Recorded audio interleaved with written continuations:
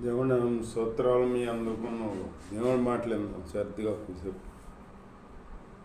దేవుడు ద్వితీయోపదేశకాండము 5వ అధ్యాయము 8వ వచనంలో ఇలా తెలియబడుతుంది. దేని రూపాన్ని కొలవకూడదు. భూమి అంది కానీ భూమి కింద ఉన్న నీళ్ళ అంది కానీ ఏ రూపాన్ని చేసుకోకూడదు, దేన్ని కొలవకూడదు, ఏ గ్రహాన్ని పెట్టుకోకూడదు. నేను నీ దేవుడైన యెహోవా అంటున్నాడు. నేను రోషం గల దేవుణ్ణి, నన్నే మీరు ఆరాధించాలి, నన్ను గణపరచాలి అని దేవుడు అంటున్నాడు అన్నమాట. మనమేమో దేవుణ్ణి పూర్ణ మనసుతో పూర్ణాత్మతో ఆరాధించమని దేవుడు చెబుతున్నాడు. మనమేమో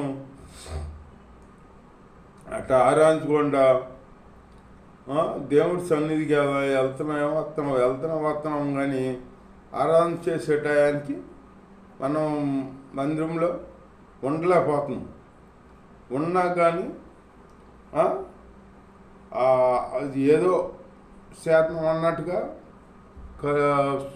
అట్లా శాతం కళ్ళు తెరిచోతం అట్లా ఉంటున్నమాట. దేవుణ్ణి పూర్ణ మనసుతో పూర్ణాత్మతో ఆరాధించాలి.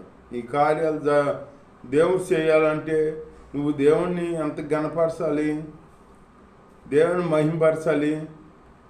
దేవుని గణపరితేనే కదా మనకి కార్యాలు చేసి దేవుని గణపరచకుండా నేను మందిరానికి వస్తున్నాను అని అంటే సరిపోద్దా? నువ్వు వెళ్తున్నావు, నామకార్థంగా వస్తున్నావు, అందరితో వెళ్తున్నావు కానీ నీ బరువు నువ్వేం మోసుకుంటున్నావు. దేవుడి దగ్గర నుంచి వెళ్తున్నా నువ్వు. అట్టగా ఒక ముసలమ్మ ఉందంట. ముసలమ్మ ఒక మోపు పొలం మోపు తెచ్చుకుంటుందంట. ఒక మోపు పాపం ఎవరో ఒక అతను మహేంద్రలో వెళ్తా అట్లా కారు వేసి వెళ్తా ముసలమ్మ చూసి బాగా జాలిపడి ఎక్కించుకున్నాడంట.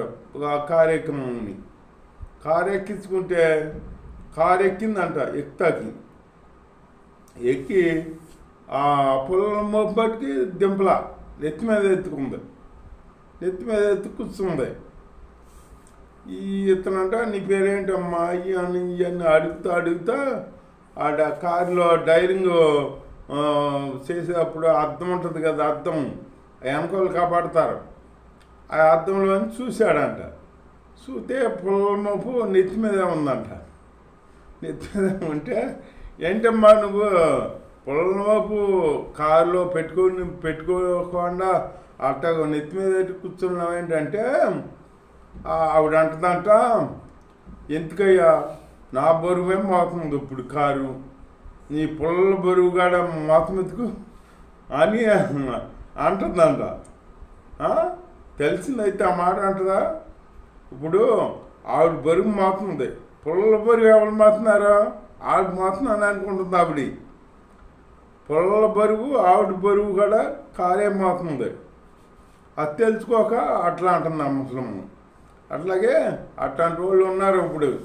అట్లాంటి వాళ్ళు ఉండి ఏదన్నా బాధ వచ్చిందనుకో దేవుని మందిరానికి వస్తారు, వచ్చి ప్రార్థన చేసుకుంటారు. ప్రార్థన చేసుకుని అన్నీ చెప్పుకుంటారు. బాగానే ఉంది, చెప్పుకుంటారు, అన్నీ చేస్తారు. అన్నీ చేసాక మళ్ళీ వెళ్ళిపోయి మళ్ళీ నేను ప్రార్థన చేశానులే, నా దేవుడు నా భక్తుని కార్యం చేస్తాడు అనుకోకుండా మళ్ళీ ఈడ్చిపెట్టినవి అన్నీ మళ్ళీ నెత్తి మీద వేసుకుని మోసుకుంటున్నావు నువ్వే. ఇంకా దేవుడికి ఎక్కడ అవకాశం ఇస్తావు? దేవుడికి అవకాశం ఇస్తే దేవుడు నిన్ను ఆశీర్వదిస్తాడు. దేవుడికి కార్యం చేస్తాకైనా సరిపోద్ది. అట్లా ఇవ్వకుండా దేవుడు నా బరువు నేనే మోసుకుంటాను అన్నట్టుగా ముసలమ్మ అన్నట్టు నువ్వు అట్లాగే అంటున్నామాట. నా బాధలు నేనే పడతాను అన్నట్టుగా అంటున్నావు. నీ బరువు దించుకుంటున్నావు, మందిరంలో దించుకుంటున్నావు, కానీ మళ్ళీ వాటిని భుజాలు వేసుకుని మళ్ళీ వెళ్తున్నామాట ఏంటి ఇంటికి వెళ్ళి ఇంకా మళ్ళీ నువ్వు చర్చికి వెళ్ళి ప్రార్థన చేసుకున్నావుగా నీ కార్యం జరిగిందా అంటే ఎక్కడ జరిగింది ఏంటి అని అంటావు మరి నువ్వు జరిగితాకి నువ్వు దేవుడి మీద పరిపూర్ణంగా ఆనుకోవాలి కదా. ఇప్పుడు నీవు దించిన బరువు నువ్వు అక్కడ వదిలిపెట్టేసి నా తేలిగ్గా వెళ్ళాలి, దేవుడు నా కార్యం చేశాడు అని నువ్వు విశ్వాసం ఉండాలన్నమాట. ఇప్పుడు అన్న భక్తురాలు ఉంది, పిల్లలు లేరని దేవుని మందిలోకి వచ్చింది, ఉపవాసం ఉండి ప్రార్థన చేసుకుంటాకి వచ్చి ప్రార్థన చేసుకుని ఆవిడ బాధ అంతా చెప్పుకుంది దేవుడి స్తోత్రం హల్లెలూయా చెప్పుకొని అక్కడ చెప్పుకున్న ఆయన్ని విడిచిపెట్టేసి నాకు దేవుడు కార్యం చేస్తున్నాడు అని చెప్పేసి ఆవిడ సంతోషంగా ఇంటికి వెళ్ళిందన్నమాట. అట్లా నువ్వు సంతోషంగా వెళ్ళాలి, ఇంటికి వెళ్తున్నావా బాధతో, ఎంత బాధతో వెళ్తున్నావో చర్చికి అంత బాధతో తిరిగి వస్తున్నావు. అట్లా తిరిగి రాకూడదు. ఇప్పుడు నీ బాధ అంతా దేవుడికి చెప్పుకున్నాక నీ దేవుడు నీ బాధ తీర్చేస్తాడని నీకు నమ్మకం ఉండాలి, విశ్వాసం ఉండాలి. నీ విశ్వాసమే నేను కష్టపరిచిందని దేవుడు అన్నాడు యేసయ్య. అట్లాగే మనలో విశ్వాసం ఉండాలి. విశ్వాసం లేకుండా మనం ఎన్ని చేసినా వ్యర్థమే.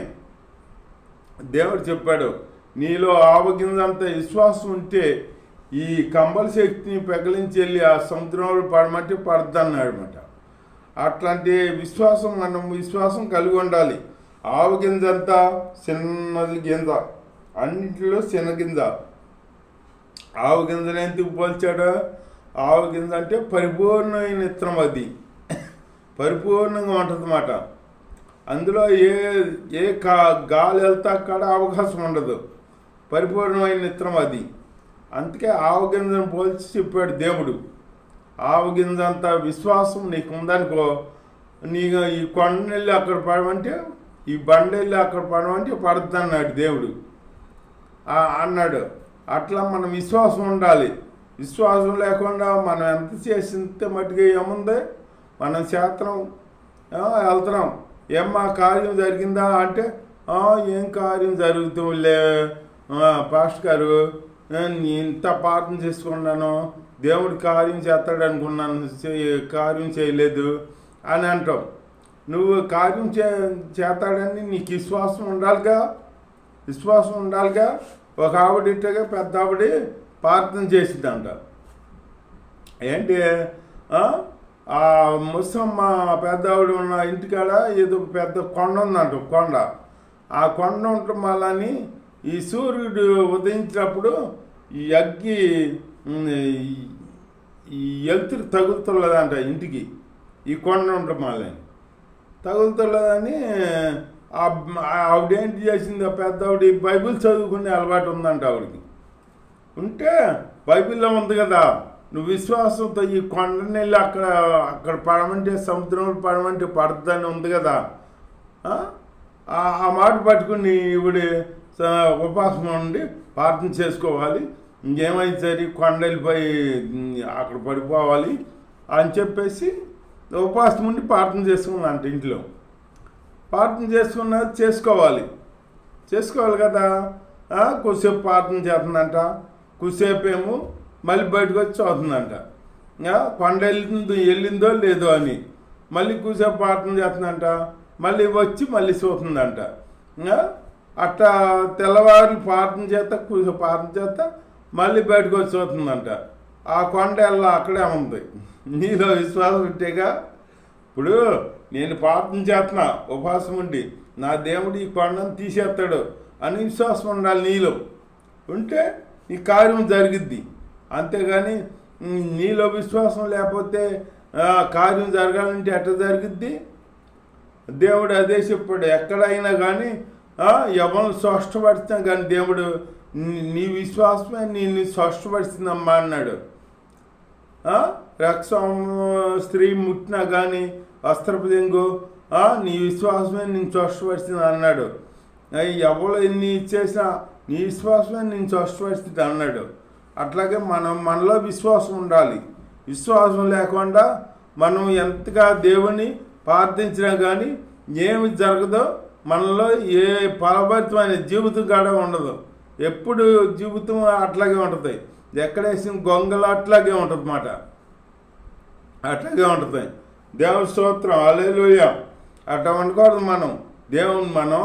ఇప్పుడు దేవుని మందిరంకి వెళ్ళాం, అన్నీ దేవుడికి చెప్పుకుని అక్కడ వదిలేసి దైవజనులు చెప్పిన మాట మనం చెవును పెట్టి ఆలకించి ఆ ప్రకారం మన ఇంటికి తిరిగి రావాలి. నా దేవుడు నా కార్యం చేశాడు అని నీ మనసులో విశ్వాసం ఉండాలి. నీలో విశ్వాసం ఉంటే నీకు కార్యం జరిగిద్ది అన్నమాట. విశ్వాసం వల్ల మన పితరులు ఎన్నో జయించారన్నమాట. విశ్వాసం వల్ల ఎన్నో జయించారన్నమాట. రాజ్యాలనే జయించారన్నమాట. అలాంటి జయించారని బైబిల్లో ఉందన్నమాట. అట్లాగే విశ్వాసం ఉంటే మనం దేన్నైనా జయించవచ్చు. విశ్వాసం ఉంటే విశ్వాసం ద్వారా అందరూ ఎన్నో జయించారన్నమాట. అట్లాగే మనలో విశ్వాసం ఉండాలి. ముఖ్యంగా ప్రార్థన చేసామంటే కాదు, ప్రార్థన చేసామని వెళ్ళి ప్రార్థన చేస్తున్నాం అనుకో. ఇప్పుడు గదిలోకి వెళ్ళి నేను ప్రార్థన చేసుకున్నాను, నాకు దేవుడు నా ప్రార్థనలకు ఇచ్చి నా కార్యం జరిగించాడు అని నువ్వు నమ్మాలి. నువ్వు విశ్వాసం ఉండాలి. నీలో ఉంటే నీ కార్యం జరిగిద్ది అన్నమాట. నీలో విశ్వాసం లేకపోతే కార్యం ఎట్లా జరిగిద్ది? నీలో విశ్వాసం ఉండాలి ముందు. అది కావాలి మెయిన్.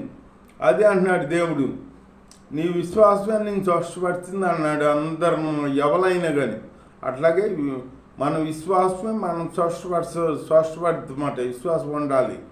విశ్వాసం లేకుండా మనం ఎంత ప్రార్థన చేసినా కానీ, ఎన్ని కానుకలు ఇచ్చా కానీ, ఎన్ని పరిచర్యలు చేసినా కానీ, ఎంత ప్రయాసపడి కానీ అంతా వ్యర్థమై. విశ్వాసం ఉండాలి మనలో. విశ్వాసం ఉంటే విశ్వాసం బట్టి నీ విశ్వాసం చూసి దేవుడు నీలో కార్యం చేస్తాడు అన్నమాట. నీ కార్యం చేస్తాడు, నీ కార్యం. అట్లాగే మనలో విశ్వాసం ఉండాలి ముందుగా, మొదటగా. ఎన్నింటి బట్టి విశ్వాసం లేకపోతే అంతా వ్యర్థమే. విశ్వాసం ఉండాలన్నమాట. విశ్వాసం కలిగి మనం జీవిస్తూ యేసయ్యని గణపరుచుకుంటూ యేసయ్యని ప్రార్థించుకుంటూ నాకు విశ్వాసం ద్వారా నా కార్యం చేశాడు నా దేవుడు అని మనం అనుకుంటూ దేవుణ్ణి గణపరుచుకుంటూ దేవుణ్ణి పూర్ణ మనసుతో పూర్ణ ఆత్మతో ఆయన ఆరాధించుకుంటూ గణపరుచుకుంటూ ఆయనలో ముందుకు సాగుదాం. దేవుడి మాటలు దీవించుగాక. ఆమేన్.